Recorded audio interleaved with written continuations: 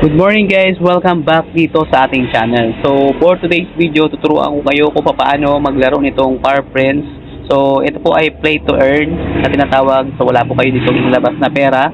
So ayan guys, kung bago ka pa lang dito sa ating channel, huwag pong kalilimutan mag-subscribe at i-click na rin po ang notification bell para araw-araw ka pong updated sa lahat ng i-upload ko mga video tutorial. So dito guys, kakabukas pa lang po natin itong Power Friends na to.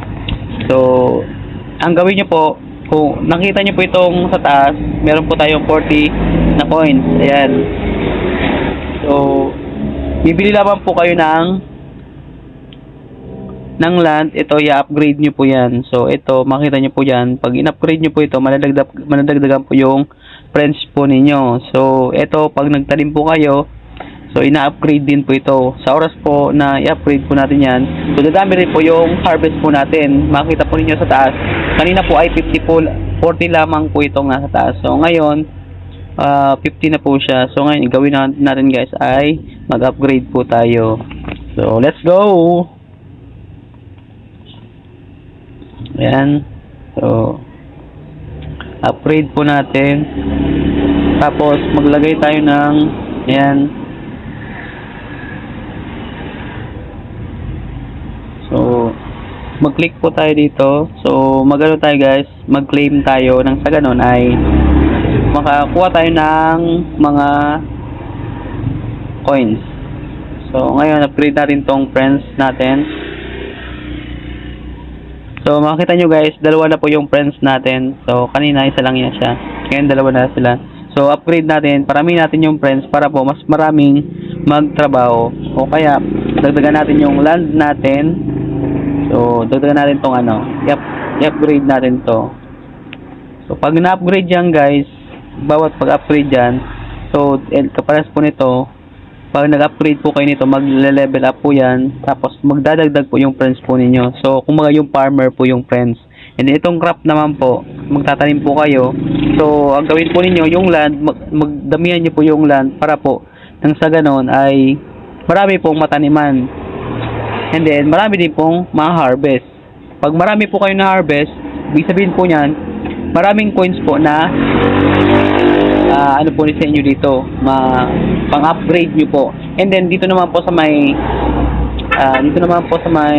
tawag yan, eto sa baba, pwede po kayo mag-invite dito. Nandito yung invitation code po ninyo. So, yan po yung ano ko, kumbaga video tutorial natin to.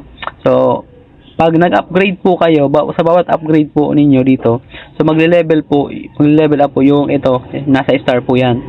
So, gawin natin, add po tayo ng farmers. Tapos ito, add po tayo ng farmers or land.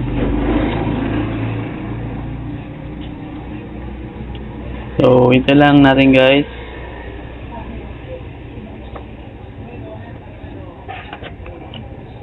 Upgrade tayo guys ng ito, isa, para maraming nagtatanim. So, ganyan lang guys yung ginagawa dito guys. Tapos, kung gusto nyo pong mag-invite, dito naman, sa invitation naman guys, ayan, pag meron po kayong invite dito, magta times 3 po yung reward po ninyo dun sa dito po sa pagpa-farm po ninyo. So, kada pag-upgrade po ninyo, syempre, itong friends, pag in-upgrade nyo po yan, madadagdagan po yung friends po ninyo. Kumbaga yung farmer po ninyo, madadagdagan. And then, mas maganda po, lagyan nyo po ng maraming land din, nang sa ganon, ay, ano po, maraming mapagtaniman. So, ganyan lang guys yung pag ano po dito sa Power Friends. So, kung may katanungan kayo guys, ano nyo lang po, comment nyo lang po sa baba. And then, kung meron naman po kayong mga info, mga dati nang alam dito sa Power Friends, comment nyo po sa baba para po makatulong po tayo. So, ganyan lang guys yung pag laro dito sa Power Friends. Thank you guys and God bless po.